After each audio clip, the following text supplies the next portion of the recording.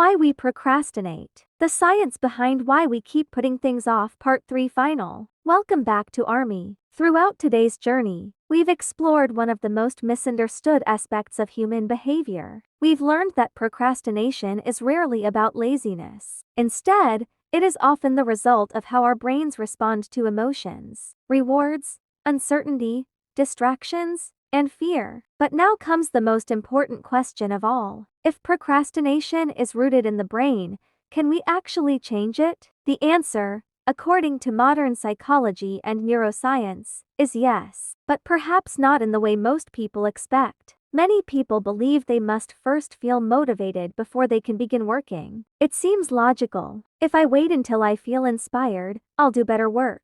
The problem is that motivation doesn't always arrive on schedule. Researchers studying human behavior have found something surprising. Action often comes before motivation, not after it. Think about riding a bicycle. The hardest part is not keeping the bicycle moving. The hardest part is pushing the pedals for the first few seconds. Once the bicycle gains momentum, continuing becomes much easier. The human brain works in a similar way. Starting is often the greatest obstacle. Once you begin, your brain gradually adjusts to the task. The uncertainty decreases. The fear becomes smaller. Concentration improves. This is one reason psychologists often recommend breaking large tasks into extremely small first steps. Suppose you need to write a 20-page report. Thinking about all 20 pages at once may feel overwhelming. Instead, tell yourself, I'll just write the title, or I'll work for 5 minutes. At first, this sounds almost too simple to be useful. Yet research suggests that reducing the psychological barrier to starting can dramatically increase the likelihood of continuing. This is sometimes called the 5-minute rule. The goal is not to finish the task. The goal is simply to begin. Because once the brain has already started working, stopping often feels less appealing than continuing. Another powerful strategy involves changing your environment. Imagine trying to eat healthy while your kitchen is filled with candy, cookies,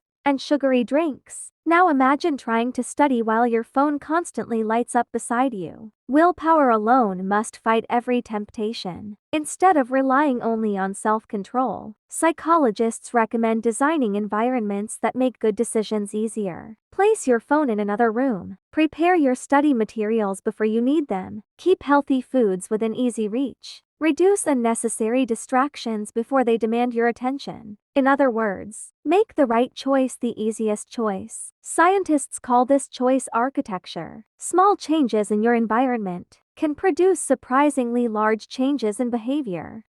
Another technique supported by decades of research is called implementation intentions. Rather than saying, I'll study tomorrow, you create a specific plan. I will study at 7:00 p.m. in the library for 45 minutes. This simple change gives the brain a clear instruction. It removes the need to repeatedly decide when or where to begin. Interestingly, people who make specific plans are generally more likely to follow through than those with vague intentions. Sleep also plays a larger role than many people realize. When you're sleep deprived, the prefrontal cortex, the part of the brain responsible for planning and self-control, doesn't function as effectively. At the same time, emotional brain regions become more reactive. This makes immediate rewards even harder to resist. In other words, poor sleep doesn't just make you tired, it also makes procrastination more likely. Exercise has similar benefits. Regular physical activity improves blood flow to the brain, supports mood,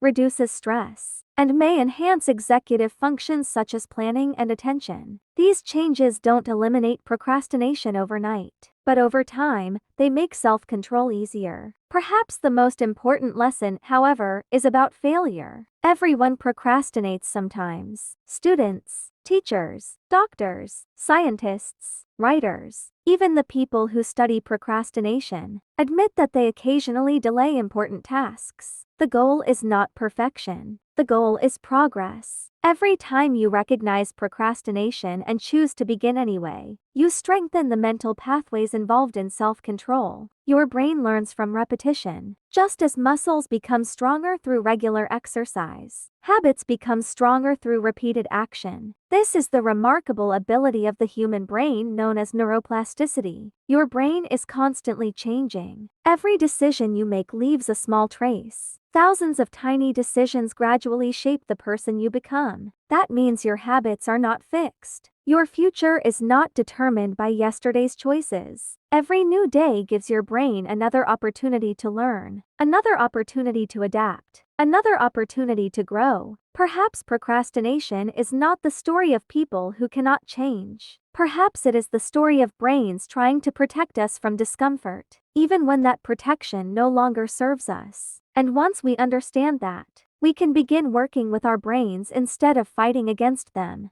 As we reach the end of today's journey, let's remember one important idea. Procrastination is not a sign that you lack intelligence. It is not proof that you are incapable of success. More often, it reflects the remarkable but imperfect way the human brain balances comfort, emotion, and long-term goals. Understanding the science behind procrastination doesn't make us perfect, but it gives us something even more valuable. It gives us awareness. And awareness is the first step toward meaningful change. Every great achievement begins the same way, not with endless motivation, not with perfect conditions, but with one small decision to start. This is Army. Thank you for joining me on another journey into the science behind everyday life. If today's episode changed the way you think about procrastination, remember this the next time you find yourself saying, "I'll do it tomorrow." Perhaps tomorrow begins with the decision you make today. Until next time, stay curious, keep learning, take the first step, and never stop asking why. Thank you for watching Army. See you in the next episode.